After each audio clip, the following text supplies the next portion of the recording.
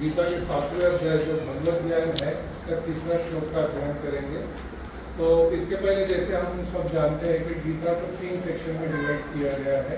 तो first section है वो उसके कर्मयोग से रिलेट करता है, और 6ठे अध्याय में भगवान कर्मयोग से हमको ज्ञान योग की तरफ लेके जाते हैं। और फिर 6ठे अध्याय के लास्ट श्लोक में भगवान कहते हैं हमें कि और समस्त योगियों में जो कोई योगी अत्यंत श्रद्धापूर्वक मेरे परायण है, अपने अन्य कारण में मेरे विषय में सोचता है और मेरी दिव्य प्रेम भक्ति करता है, वो योग में मुझसे परम अंतरंग रूप में युक्त रहता है और सभी में सर्वोच्च है। यही मेरा मत है। भगवान ने डिक्लेयर कर दिया, कर्मयोग समझाने में भगवान ने डिक्लेयर किया कि जो भी भक्ति योग करेगा वो मेरे सबसे पास रहेगा। और हम देखते हैं कि जो 13 से लेकर 18वें अध्याय तक भगवान जो है हमको ज्ञान योग के बारे में बताते हैं, और जो अध्याय 7 से लेकर 12वें अध्याय तक भगवान जो है भक्ति योग के बारे में हमको बताते हैं। तो ये इतना ज़रूरी क्यों है? क्योंकि हम कभी भी देखते हैं कि जैसा हम कोई ज्वेल बॉक्स है हमारा, तो ज्वेल बॉक्स में हम ज्वेलरी जो है वो मध्य में रखते हैं ताकि वो किसी को दिखे नहीं। तो भगवान ये जो ज्ञान है वो इसलिए हमको एक मध्य में रखा है जो सबसे इम्पोर्टेंट है। हमारे एसोसिएशन में हम भगवान के अंश है, भगवान से हम दूर आ चुके हैं, तो उसके पास हम भगवान को कैसे जा सकते हैं? तो जो पहला श्लोक था उसमें भगवान ने बताया कि तत्शृणु, उसमें एक शब्द यूज किया था तत्शृणु। तो उसका मतलब यह है कि ये आप सुनो करके, और ये कौन बता रहे हैं? भगवान खुद से बता रहे हैं, तो ये हमने अच्छी तरह से सुनना चाहिए। फिर सेकंड श्लोक में माता जी ने जैसे सेकंड श्लोक लिया था तो उसमें बताया था कि ये जो न्याय है वो कैसा है कि जो पूर्ण रूप से व्यवहारिक है तथा दिव्य ज्ञान है। और इसमें भगवान ने बताया था जो न्याय और विज्ञान का जो अंतर है वो भी हमको माता जी ने बताया था। जैसे ज्ञान है वो जो होता है वो शास्त्रिक होता है, और विज्ञान जो होता है वो आध्यात्मिक होता है, और वो अनुभव से मिलता है। और इसमें जो विश्वनाथ चक्रवर्ती ठाकुर जो है उन्होंने इसके बारे में बताया कि भगवान का जो ऐश्वर्य है वो ज्ञान होता है, और भगवान का जो माधुर्य होता है वो विज्ञान होता है। तो हमने देखा था कि ये जो विज्ञान का जो ज्ञान है या विज्ञान है वो तत्वत्रय होता है, जैसे जीव, जगत और जगदीश। तो हमारे पास अगर जीव और जगत का ज्ञान है तो जो है वो ज्ञान है, और जैसे ही उसमें जगदीश जुड़ जाते हैं तो वो हमारा जो है विज्ञान बन जाता है।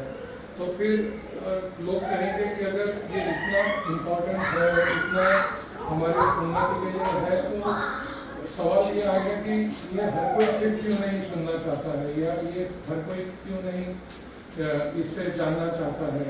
तो इसका जो एक्सप्लेनेशन है भगवान अभी नेक्स्ट योगा में बताएंगे कि ये क्यों नहीं जानना चाहते। और हम भी देखते हैं कि हमारे को ये सब पता है कि भगवद गीता सब यानी हमारे जो हमारे शास्त्र है, जैसे भगवद गीता हो गई, महाभारत हो गया, रामायण हो गया, इसको हम अगर हमारे आचरण में लाएंगे तो हमारी जो डे टू डे लाइफ है इसमें काफ़ी बदलाव आ सकता है। हम जो अलग अलग प्रॉब्लम में रहते हैं उससे हम बाहर आके भगवान की भक्ति कर सकते हैं। बट हम क्यों नहीं कर पा रहे, तो हम ये वाला है ये इसमें जानने की कोशिश करेंगे। तो हम आज का श्लोक करेंगे कि मनुष्याणां सहस्रेषु कश्चित् यतति सिद्धये यततां अपि सिद्धानां कश्चित् मां वेत्ति तत्त्वतः।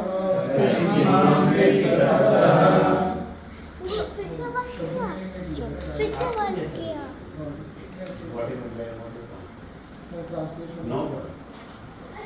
कई हजार प्रयत्नशील होता है, इस तरह सिद्धि प्राप्त करने वालों में से विरला ही कोई एक मुझे वास्तव में जान पाता है।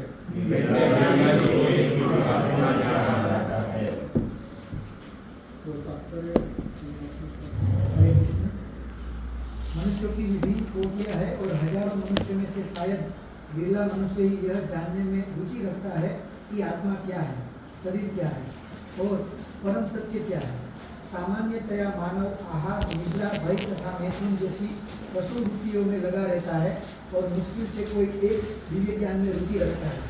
गीता के प्रथम 6 अध्याय उन लोगों के लिए है जिनकी रुचि दिव्य ज्ञान में आत्मा, परमात्मा तथा ज्ञान योग द्वारा अनुभूति की क्रिया में तथा पदार्थ से आत्मा के पार्थक्य को जानने में है। किंतु कृष्ण तो केवल उन्हीं व्यक्तियों द्वारा ज्ञेय है जो कृष्ण भावना भावित है।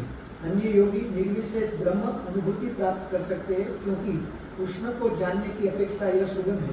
कृष्ण परम पुरुष है, किंतु साथ ही वे ब्रह्म तथा परमात्मा ज्ञान से भी परे है।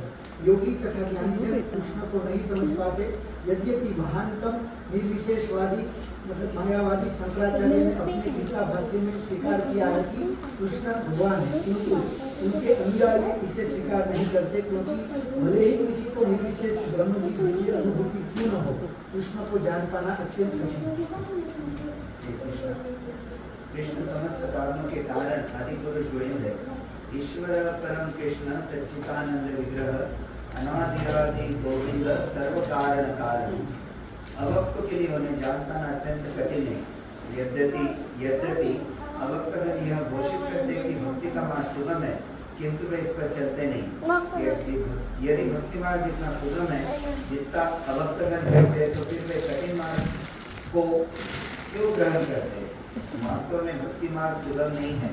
भक्ति के नाम से ही अधिक अनधिकारी लोगों द्वारा ग्रहण किए जाने वाले तथाकथित भक्ति मार्ग भले ही सुगम हो, किंतु जब विधि विधानों के अनुसार दृढ़ता पूर्वक इसका अभ्यास किया जाता है तो मीमांसक तथा दार्शनिक इस मार्ग से च्युत हो जाते हैं। श्रील रूप गोस्वामी अपनी कृति भक्ति रसायन सिंधु में लिखते हैं, श्रुति स्मृति पुराणादि पंचरात्र विधि विना एकांत की हरे भक्ति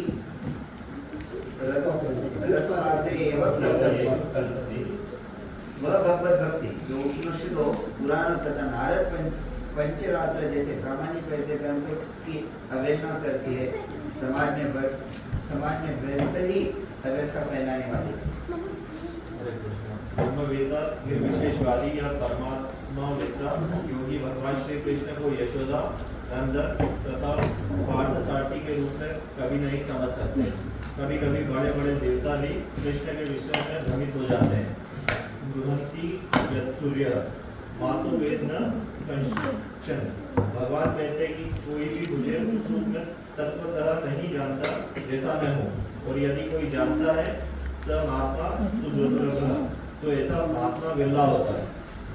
अतः भगवान की भक्ति किए बिना कोई भगवान को तत्वतः नहीं जान पाता, भले ही वह महान विद्वान या दार्शनिक क्यों न हो। केवल शुद्ध भक्त ही कृष्ण के अचिंतनीय गुणों को सब कारणों के कारण रूप में उनकी सर्व शक्तिमता तथा ऐश्वर्य, उनकी संपत्ति, यश, बल, सौंदर्य, ज्ञान तथा वैराग्य के विषय में कुछ जान सकता है, क्योंकि कृष्ण अपने भक्तों पर दयालु होते हैं।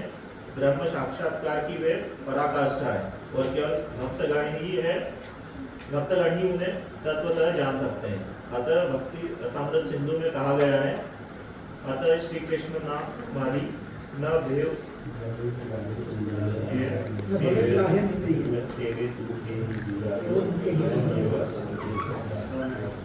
कुंठित इंद्रियों के द्वारा कृष्ण को तत्वतः नहीं समझा जा सकता, किंतु भक्तों द्वारा की गई अपनी दिव्य सेवा से प्रसन्न होकर वे भक्तों को आत्म तत्व प्रकाशित करते हैं।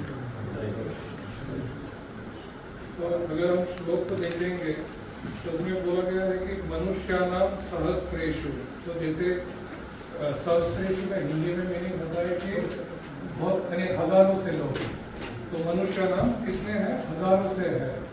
और कश्चित यतति सिद्धये, तो उनमें से कोई एक प्रयत्न करता है सिद्धि के लिए।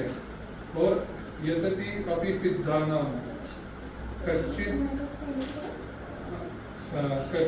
माम वेत्ति तत्वतः, तो इन सब में से जो भी यानी जो गिने चुने हैं जो सिद्धि के लिए कोशिश कर रहे हैं, उसमें से भी बहुत कम, उसमें से बहुत ही कम लोग जो है वो मुझे जान सकते, कोई एक है जो मुझे जान सकता है।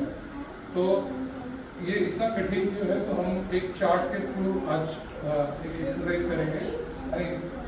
मैं ज़्यादा नहीं लिया तो इसमें क्लिक करेंगे। तो जैसा कि हम जानते हैं कि पद्म पुराण में एक श्लोक आता है जिसमें बोला गया है, जलजा नव लक्षाणि स्थावरा लक्ष विंशति कृमयो रुद्र संख्या का पक्षिणाम 10 लक्षकम त्रिशलक्षाणि पश्वश चतुर्लक्षाणि मानसा। तो हम बहुत बार सुनते हैं हमारी क्लास में कि जो टोटल यूनिट है वो कितनी सारी है, 84 लाख यूनिट है। तो इन 84 यूनिट में जलजा नव लक्षाणि, तो जल में रहने वाली जो यूनिट है वो कितनी है, 9 लाख है।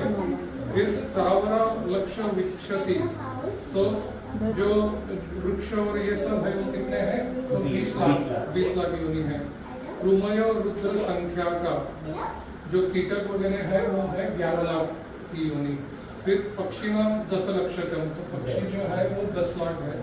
फिर त्रिशलक्षाणि पशुवश, तो 30 लाख पशु पंछी है।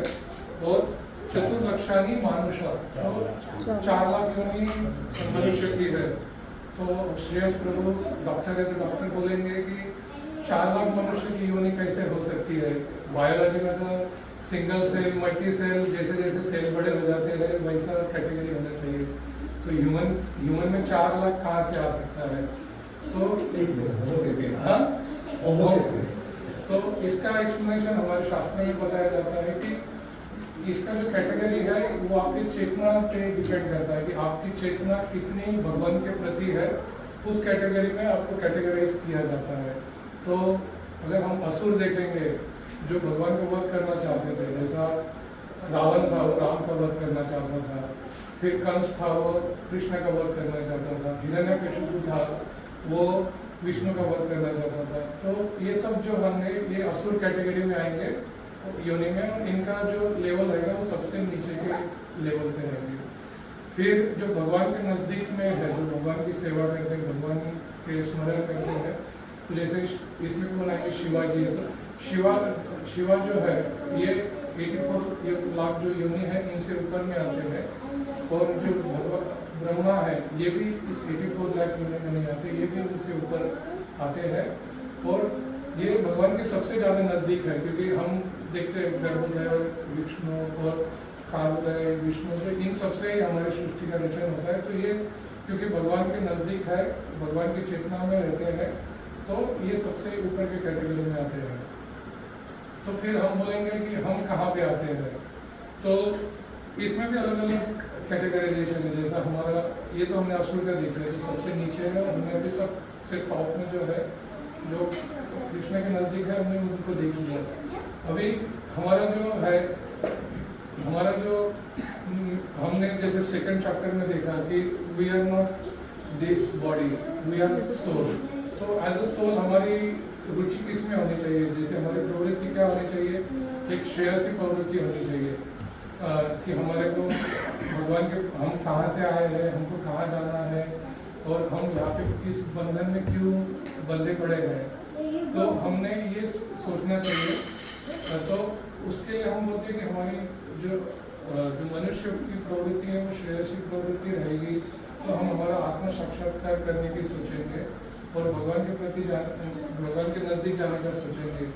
बट अभी हम देखेंगे कि ये श्रेयसी प्रवृत्ति वाले लोग बहुत सारे कम लोग हैं। जैसा भगवान ने श्लोका में बताया कि जो है कश्चित अत्यधिक सिद्ध है, कोई एक प्रयत्न करता है, तो ये ऐसा क्यों है कि कोई बहुत ही कम लोग इसका क्यों प्रयत्न करना चाहते हैं। तो हम जो मेजॉरिटी लोग हैं वो पशुव्रत इसमें है। तो इसमें हितोपदेश में एक श्लोक आता है जिसमें बोला गया है कि आहार निद्रा भय मैथुन, जिसका उच्चार इसमें भी हमने देखा कि इस परपट में भी हमने देखा वो आया है।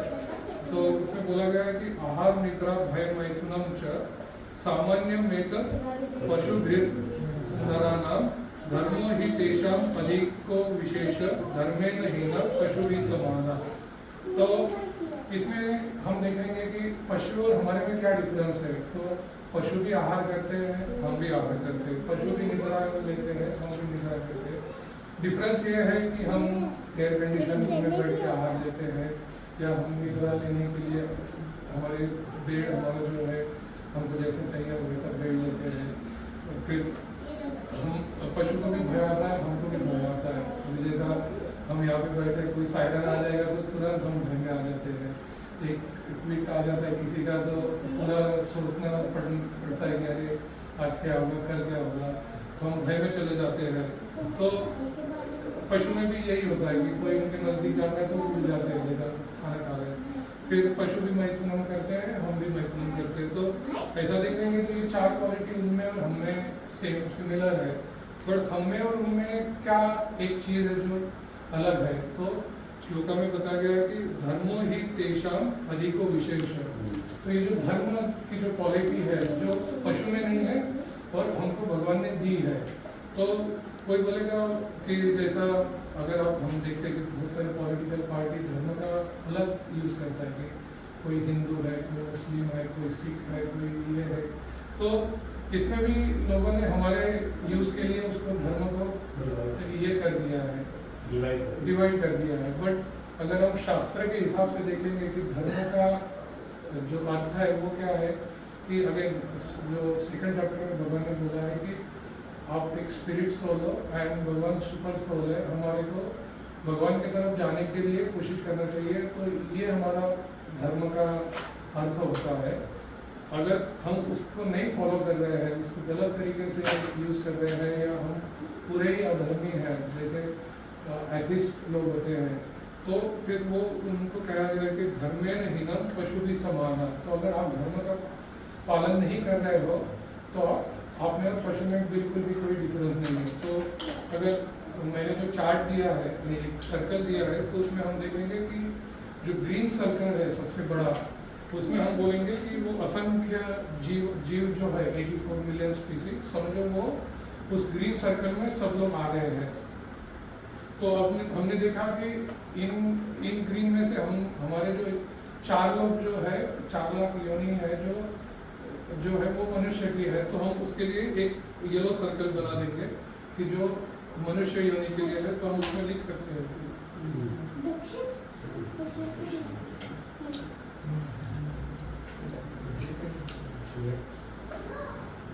तो जो ग्रीन सर्कल है वो तो पूरा 84 मिलियन हो गया। अभी जो येलो सर्कल है, बड़ा येलो सर्कल, वो पूरा मनुष्य 4 लाख योनि का हो गया। बट उसमें से जो पशुवत है हम उसको येलो में डाल देंगे। और अभी नहीं, हाँ येलो है वो 4 lakhs total. हाँ। Only human being. ह्यूमन, हाँ। Okay. तो वो पशु, उसमें अभी हम वो येलो को पशुव्रत कर देंगे। Okay. हाँ हाँ पशु नहीं, हाँ पशुव्रत मनुष्य, पशुव्रत मनुष्य। और फिर भगवान ने जैसे बोला कि इसमें से कुछ ही लोग जो है वो धर्म के, यानी बाकी तो पशु की जिंदगी जी रहे हैं, बाकी के जो है वो धर्म की ओर कोशिश कर रहे हैं। तो अभी हम देखेंगे कि हम पशुव्रत जीव, यानी हम पशुवत जीव क्यों बोला जा रहा है हमको। तो ये काफ़ी अनफॉर्चुनेट है, बट हमने बचपन से देखा है, यानी सुना है और देखा भी। जैसा एक मूवी का सॉन्ग है, जैसे हाथी मेरे साथी, एक मूवी में एक सॉन्ग है, उसमें क्या बोला गया है कि जिंदगी में रहना है तो काम कर प्यारे, हाथ जोड़ सबको सलाम कर प्यारे। ये दुनिया जीने नहीं, यानी काम नहीं करेंगे तो ये दुनिया जीने नहीं देगी, पर खाने नहीं देगी, पीने नहीं देगी। और उसके बाद उसमें ये भी बोला गया है कि अगर पैसे के बिना रोटी भी नहीं मिलेगी, और रोटी नहीं मिलेगी और लंगोटी भी नहीं मिलेगी। तो हमको, जैसे हम बचपन में हम बड़े होते हैं तो हमको बोला जाता है कि आप पढ़ाई करो, पढ़ाई करके आपको अच्छा जॉब मिलना चाहिए, जॉब मिलने के बाद आपको बोला जाता है कि शादी करो, फिर आप बच्चे करते हैं, फिर आपको लगता है कि हमारे बच्चे अच्छी स्कूल में जाए तो हम ऑफिस में काम करते, फिर ऐसा लगता है कि ऑफिस में और अच्छा काम करेंगे तो प्रमोशन मिलेगा, फिर प्रमोशन मिलेगा तो ऐसा लगेगा कि हम बच्चे को और अच्छी स्कूल में डालेंगे। तो फिर बच्चे, और कुछ लोग रहते हैं वो बोलते हैं कि अभी बच्चे की शादी होगी तो उनके बच्चे को हमको देखना है, फिर उनमें हमारी आसक्ति आ जाती है। तो ये जो चक्र है हम इसमें फंस जाते हैं। तो इसमें वही बोला गया है कि अगर हमारा जो मनुष्य जीवन है उसकी अगर हम उसकी आसक्ति अगर संसार के प्रति करेंगे तो वो बंधन का कारण हो जाती है। वही आसक्ति अगर हम कृष्ण के प्रति करें तो वो मुक्ति का कारण बन जाता है। तो भगवान बोलते हैं कि यानी आप मेरी तरफ आओगे तो मैं आपको सब कुछ दूंगा, बट हम उसको मानना नहीं चाहते हैं। तो इसमें से क्या होता है कि कुछ लोग ऐसे होते हैं कि जैसे हम देखेंगे कुछ लोग बोलते हैं कि हाँ ये तो बहुत ही कठिन है, हमको रोज सवेरे उठो, जॉब पे जाओ, शाम को आओ, फिर बच्चे के पास खेलो, फैमिली को घूमने लेके जाओ, मटेरियल लाइफ जी लिए, फिर बुढ़ापा आया, फिर कोई ना कोई बीमारी लगी, दवाई खाओ, फिर बुढ़ापे में और कठिनाई होती है, आपके साथ कोई रहता नहीं है, आपको अलग अलग ऑपरेशन में करने पड़ते हैं, बहुत सारी। तो मेरे को ये ज़िंदगी नहीं जीनी है। तो कुछ लोग रहते हैं वो क्या सोचते हैं कि मैं धार्मिक काम करूँगा, बट फिर वो क्या सोचते हैं कि मेरे को स्वर्ग में जाने के लिए वो कोशिश करते हैं। जैसा हम, यानी हम बाकी के लोग क्या कहते हैं, अगर जो भी धार्मिक रहेंगे वो क्या करेंगे कि जैसा महाराष्ट्र में है गणेश चतुर्थी आई तो उस दिनों में गणेश जी को पूजा करेंगे। जैसे गुजरात में जाएंगे तो नवरात्रि में करेंगे, जब कलकत्ता में जाएंगे तो वहाँ पे भी नवरात्रि में जाएंगे, पंजाब में जाएंगे, हाँ तो बाकी दिन डबल खाएंगे। तो उनको ऐसा लगता है कि हाँ हम इतना कर लिया तो इतने में जो होगा उतना काफ़ी है और भगवान हमें इसमें प्रसन्नित हो जाएंगे। जैसे प्रभु ने एक बार बोला था कि मैंने, उनको लगता था कि हनुमान चालीसा कर ली है, मैं सबसे श्रेष्ठ हो गया ब्रह्मांड में। तो हम ये सोचते हैं कि इतना कर लिया यानी हमको भगवान मिल जाएंगे, बट इसमें से भी कुछ ऐसे लोग रहते हैं कि नहीं हमको इधर जीवन मृत्यु के इसमें चक्र में फंसना ही नहीं है, हमको तो जाना है, हम स्वर्गलोक में जाएंगे, वहाँ पे सोमरस पिएंगे, अमृत पिएंगे और नृत्य गायन देखेंगे और वहाँ पे कोई बीमारी नहीं लगने वाली है, कुछ नहीं होने वाला, ना डॉक्टर का खर्चा, ना कोई इंश्योरेंस। सबका प्रोफेशन रिकॉर्ड कर रहे हैं, रिकॉर्ड बाहर जाएगा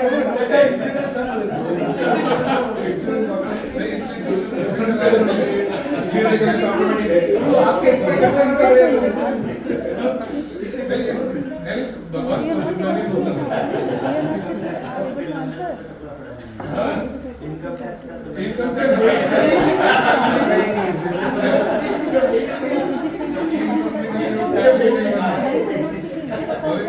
जैसे अपने आ रहे थे तो लेने बताया कि अभी एक फाइन आ गया उनको, तो अभी वो टेंशन आ जाता है, अरे ये फाइन है कहाँ पे हमने सिग्नल ब्रेक किया, ये किया, तो हमको कुछ भी गलती आ रहा था तो हम इस चक्कर में पड़ जाते हैं। जैसा कल ऑफिस जा रहे हैं, अभी जैसे क्लास में घड़ी की तरफ देखते आ रहे हैं, अभी तो क्लास शुरू भी नहीं हुआ, आधा घंटा हो गया, जल्दी कब खत्म होगा। नहीं, जैसे हम नजदीक आते क्लास खत्म होने के, हमारा वो चक्कर शुरू हो जाता है, घर जाके आज एकादशी ये करना है, कल बच्चों की अभी स्कूल में तो छुट्टी है, बट हमारा तो जॉब पे जाना है, तो इस चक्कर में फंस जाते। तो इसमें से कुछ लोग रहते हैं जो सोचते हैं हमको इस चक्कर में पढ़ना ही नहीं, भौतिक के हमको तो जाना है स्वर्गलोक में। बट स्वर्गलोक में भी हम जाएंगे तो हमको भी पता है कि हम वहाँ पे तो पूर्णता रहने नहीं वाले हैं। तो उसमें गीता में श्लोक नंबर यानी अध्याय 9 में श्लोक 21 तो 21 हाँ सुनिए मुझे मौका तो इसमें उन्होंने कहा गया है कि इस प्रकार जब वे विस्तृत स्वर्गीय इंद्रिय सुख को भोग लेते हैं, लोक में पुण्य कर्मों के फल क्षीण हो जाते हैं, तो वह इस मृत्यु लोक में पुनः लौट आते हैं। इस प्रकार जो तीनों वेदों के सिद्धांतों में दृढ़ रहकर इंद्रिय सुख की गवेषणा करते हैं, उन्हें जन्म मृत्यु का चक्र ही मिल आता है। तो इसको अगर हम सोचेंगे तो जैसा हमारा जैसा वीज़ा रहता है, जैसा अभी हम जब वॉर हुआ था तो हम 1 महीने के लिए सऊदी अरेबिया चले गए थे, तो हम वहाँ तो पूर्णता रह नहीं पाएंगे अगर हम सोचेंगे नहीं अब तो जब तक ये वॉर खत्म नहीं होगा 6 या 8 महीने जितना हम यहाँ रहेंगे, वैसा पॉसिबल है नहीं है। जैसे हमारा वीज़ा का डेट खत्म होता है, हमको फिर से रिटर्न आना पड़ता है, या फोर्सफुली आपको भेज दिया जाता है, या कभी हम घूमने जाते हैं तो घूमना सबको अच्छा लगता है कि हम कहीं घूमने जाते हैं तो इतना सुख मिलता है, ऐसा लगता है हमें ही सब इधर सुख, इससे बड़ा कोई सुख नहीं है। बट जैसे लक्ष्मी दिखती है हमको लगता है नहीं 8 दिन बस हो गया अभी हमारे तो वैसे ही स्वर्ग में हम अगर कोई सोचता है कि हम स्वर्ग में जाएंगे तो वहीं रहेंगे, तो ऐसा नहीं है, तो आपको नीचे आना है।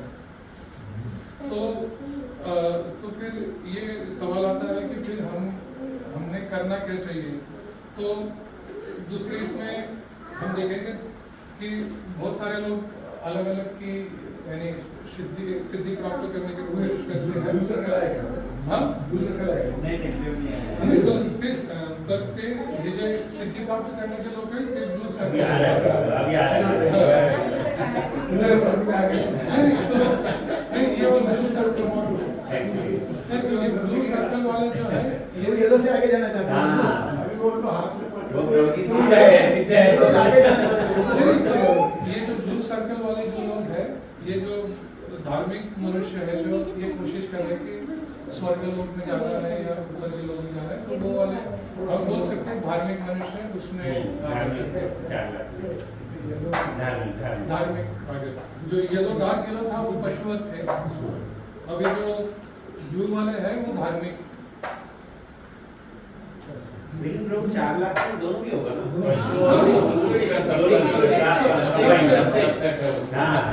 दोनों में से थोड़ा आगे ग्रीन वाले जो है वो 84 लाख है, उसमें से अभी येलो वाले हैं टोटल येलो समझो, अगर कुछ नहीं है तो टोटल येलो वॉज 4 लाख, और उस 4 लाख में से कोई जो जैसे जो पशुवत है जो इधर खाना पीना आराम करके फिर से जन्म मृत्यु के चक्कर में रहते हैं, और उसमें से अभी जो सोचता है मैं स्वर्ग में जाऊंगा या उससे ऊपर जाऊंगा, वो धार्मिक मनुष्य में कैटेगराइज होते हैं, ब्लू में चले गए। तो फिर एक जैसे भागवतम में 10वें कांड में सेकंड इसमें 32 श्लोका में सर्वलोक जब कृष्ण गर्भ में रहते हैं, जैसा हम देखते हैं जन्माष्टमी आने वाली है 2 महीनों में, तो कृष्ण का जन्म का जो एक्सप्लेन किया है भागवतम में, वो 10वें कांड में 3रे अध्याय में उन्होंने बताया गया है। तो दूसरे अध्याय में वो जो गर्भ में रहते हैं तब अलग अलग डेमिगॉड जो रहते हैं वो कृष्ण की उनको ये करते रहते हैं, स्तुति करते रहते हैं। और उनको उसमें एक श्लोका है, यन्ने अरविंदाक्ष विमुक्त मानिनस वय स्वभाव अविशुद्ध बुद्धय आरूपा पृष्ठेन परम पदम तथा पतंत क्रोध न द्रुतयुष्यम षड्भ्रयः।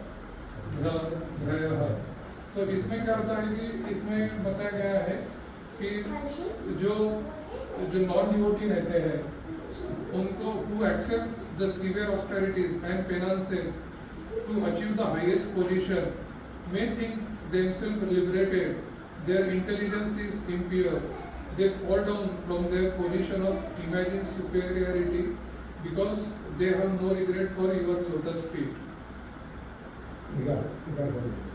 No regards for your lotus feet. तो इसमें से हम देखते हैं कि जैसे हमने देखा कि ये जो ग्रीन सर्कल वाले हैं वो धार्मिक मनुष्य है, फिर इसमें से कुछ लोग जो है हम वो उससे भी कोशिश करते हैं।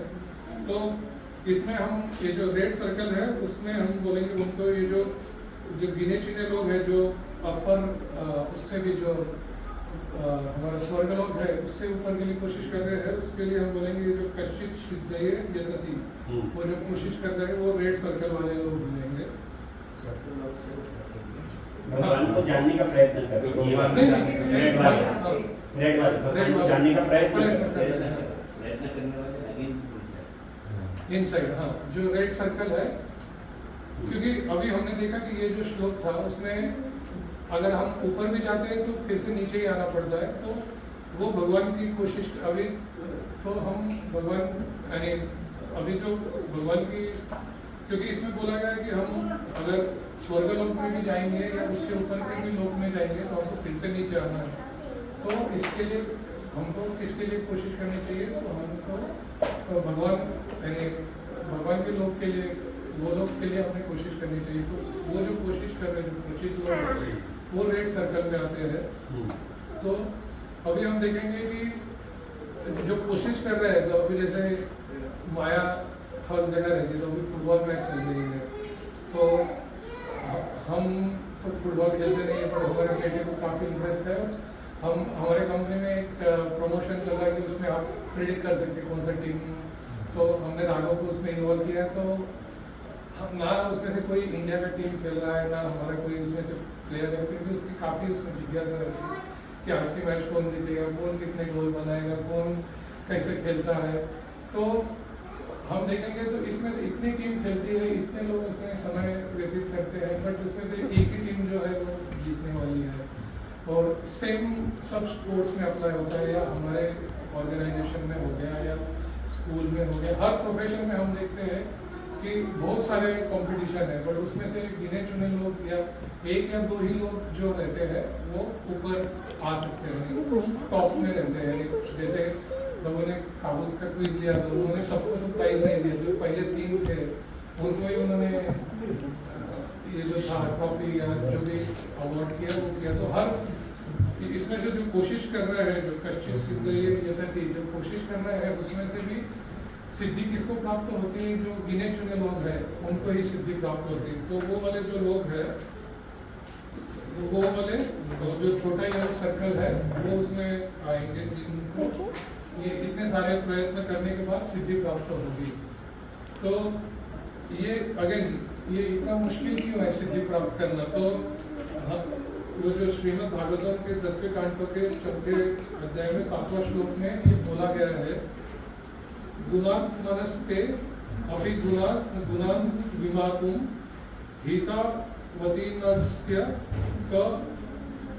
कीर्षिरेस्य कालेन यौवा विमिता सुकल्प्य रूपम शव के टीका द्रुभास। तो इसमें क्या बोला गया है कि in time learned philosopher or scientist might be able to count all the atoms of the earth, the particles of the snow, or perhaps even the shining molecules radiating from the sun, the stars and other luminaries.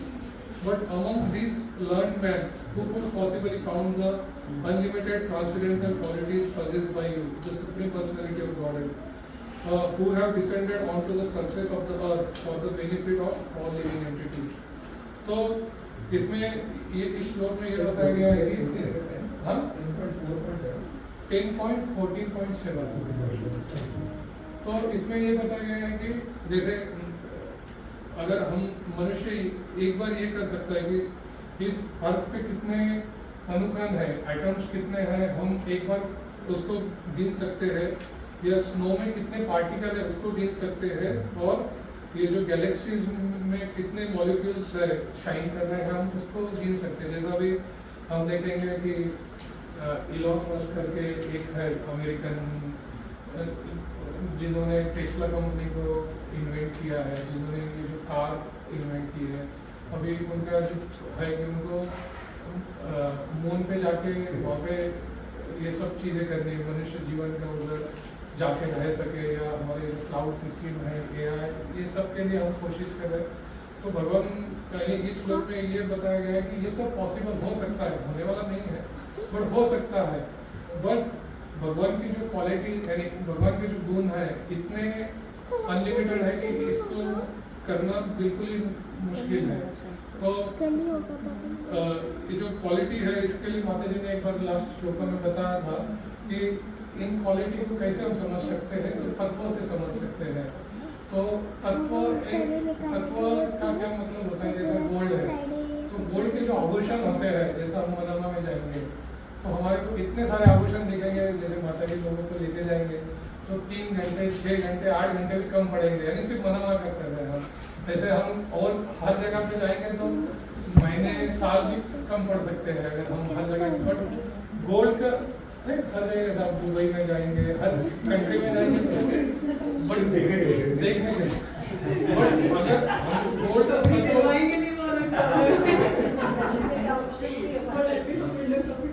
तो gold का जो तत्व है, अगर हम उस तत्व को समझ जाते हैं तो हमको इस सब आभूषण और उसका भी पता चल जा सकता है। तो कोई बोलेगा अगर ये सब इतना मुश्किल है तो हमने प्रयास करना भी चाहिए, क्योंकि कलयुग में हम बोलते हैं कि सब शून्य हो जाता है। जैसे छठवें अध्याय के एंड में प्रभु जी ने बोला था 4 क्वालिटीज ऑफ हमारे ये जो होती है, यानी कलयुग की जो क्वालिटी है उसमें क्या है, स्पिरिचुअलिटी मॉरल डिक्लाइन होता है, सोशल फैमिली डिके होता है, पॉलिटिकल इकोनॉमिकल करप्शन होता है, and physical and sociological degradation होता है। तो हमारी बुद्धि भी उतनी स्ट्रांग नहीं रहती है। तो इतने सब के बाद भी हमने फिर इस कोशिश में रहना चाहिए क्या कि हम भगवान के प्रति अभिलाषा रखें। तो भगवान बोलते हैं ये सब सरल मार्ग है। तो वो मार्ग के अनुसार भगवान ने भगवद गीता के 8वें अध्याय में श्लोक नंबर 55 में बोला है, भक्त्या माम अभिजानाति यवाद यश चास्मति तत्वतः ततो माम तत्वतो ज्ञात्वा विशेषते तत् अनातरम।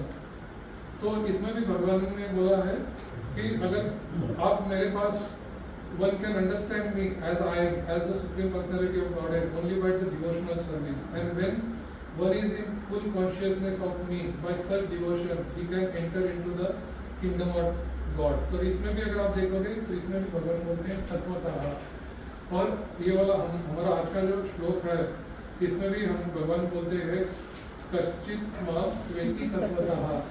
तो अगर आप भक्ति में आओगे और आप डिवोशनल सर्विस करोगे तो आप मेरे को तत्वतः जान सकोगे, क्योंकि कर्मयोगी, ज्ञान योगी, ध्यान योगी ये सभी लोग सिद्धि प्राप्त कर सकते हैं। बट अगर भगवान को हमको जानना है तो हमको सिर्फ भक्ति करके ही हम एज अ भक्त ही हम भगवान को जान सकते हैं। तो हम ये जो लास्ट सर्कल है जो डार्क ब्लू है वो वाला कश्चित माम तत्वतः व्यक्ति, तो ये वाला उसके लिए बना है जो भगवान को भक्ति से करके तत्वतः जानने की कोशिश करेगा, तो वही भगवान के पास जा सकेगा और वहाँ रह पाएगा।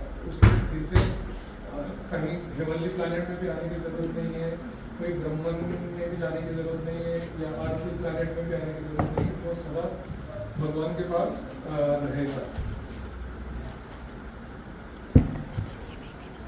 और एक श्लोका ब्रह्मा जी, यानी इसी को और एंडोर्स करने के लिए भगवान ब्रह्मा जी एक श्लोका कहते हैं भागवतम में, फिर से कैंटो नंबर 10 अध्याय 14वां और shloka number 29।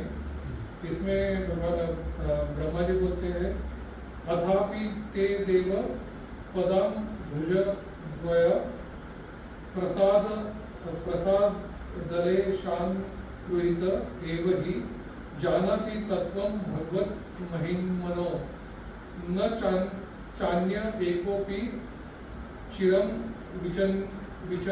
विचन्वन। My Lord, if one is favored by even a slight glance of mercy of your lotus feet, he can understand the greatness of your personality. But those who speculate to understand the Supreme Personality of Godhead are unable to know you, even though they are continue to study the Vedas for many years. तो जन्मों जन्मों तक भी अगर हम कोशिश करते रहेंगे, जैसे हम शास्त्र का ये यूज करके, तो हम भगवान को नहीं पहचान पाएंगे। पर अगर हम भक्ति योग से अगर भगवान की तरफ जाएंगे, तो भगवान खुद से हमारे पास चलते आएंगे और हमको उनके तरफ लेके जाते हैं। और हम अगर आज के इसमें भी देखेंगे, जो अंत में जो भक्ति रसामृत सिंधु का जो श्लोका कराया गया है, तो उसमें भी यही कहा गया है कि कुटिल इंद्रियों के द्वारा कृष्ण को तत्वतः नहीं समझा जा सकता, किंतु भक्तों द्वारा ही कहीं की गई अपनी दिव्य सेवा से प्रसन्न होकर वे भक्तों को आत्मतः प्रकाशित करते हैं।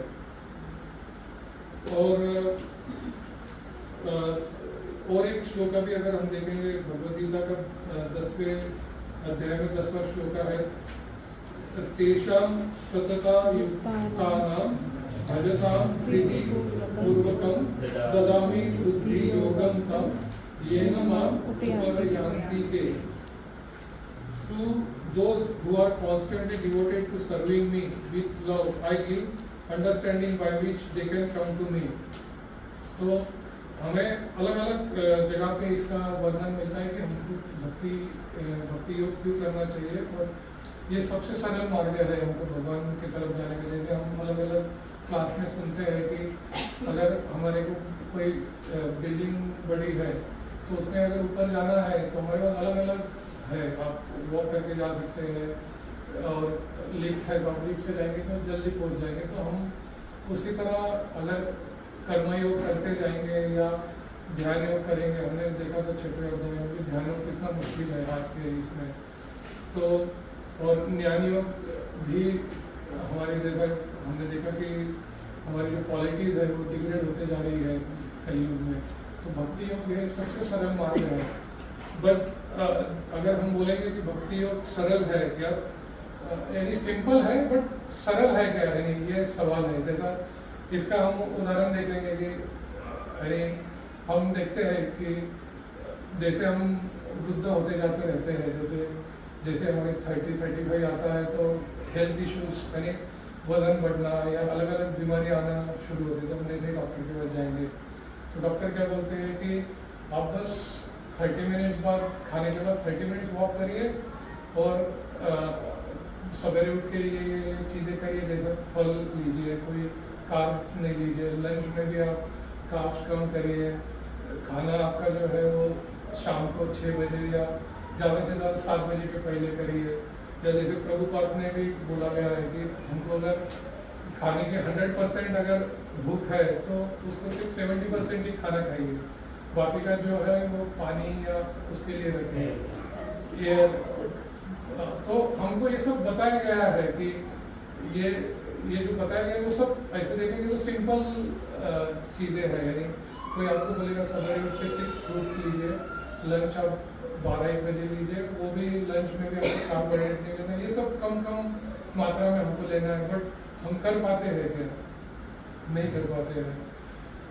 और हमको इसके न करने का यानी हम जैसे हम हमारे वृद्ध पेरेंट्स हैं उनको देखते हैं कि वो सफ़र हो रहे हैं, हम आजू बाजू में भी देखते हैं, जैसे प्रभु जी हॉस्पिटल में है तो वो देखते रहते हैं कितने पेशेंट आते हैं। जैसे रौनक प्रभु थे है जो किंग जोहर में है, वो ICU डिपार्टमेंट में है, तो वो देखते हैं कि हमारा जो एंड का समय वो कितना कठिन वाला होता है। बट ये हमको सब पता रहने बावजूद भी हम सोचते अरे अभी तो बहुत टाइम है, अभी जैसा हम एक मूवी है ये जिंदगी ना मिलेगी दोबारा, तो हम सोचते हैं कि फिर से आएगी नहीं आएगी, अभी जो मिल रहा है खाना खाने का सामने जो है उसको एंजॉय करो, आगे का आगे देखा जाएगा।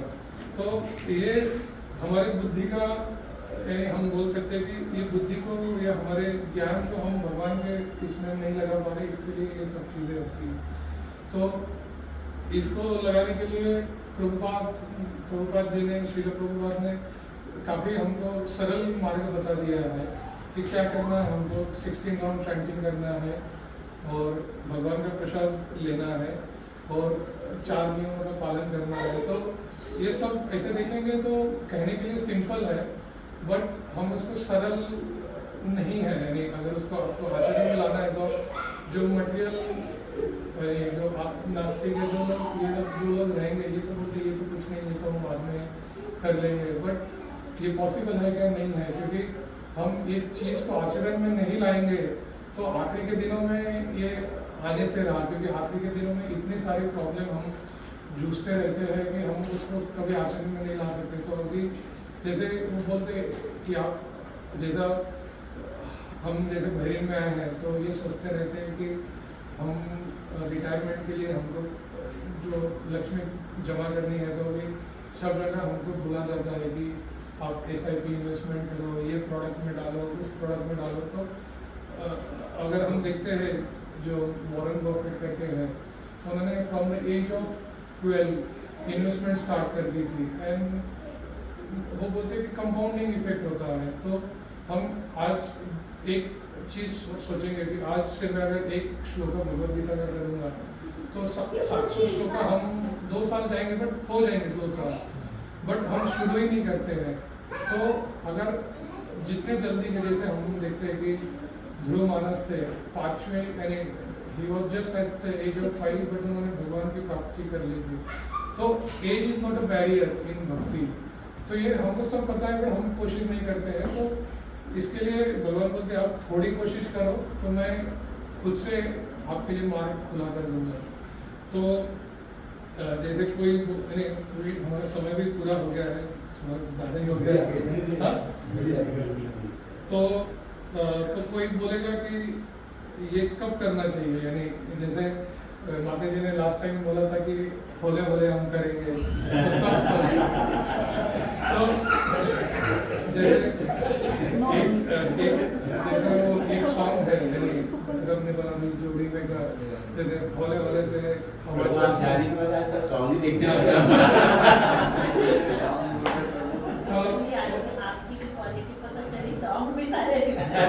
उसमें जैसे बोला है कि होले होले से हवा चलती है, होले होले से दवा लगती है, होले होले से नशा चढ़ता है।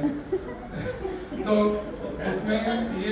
उसमें भी वैसा बोला गया है कि यानी जो जिंदगी के दिन है 4 है, तो तुम ज़्यादा चिंता नहीं करो। बट हमको ये पता है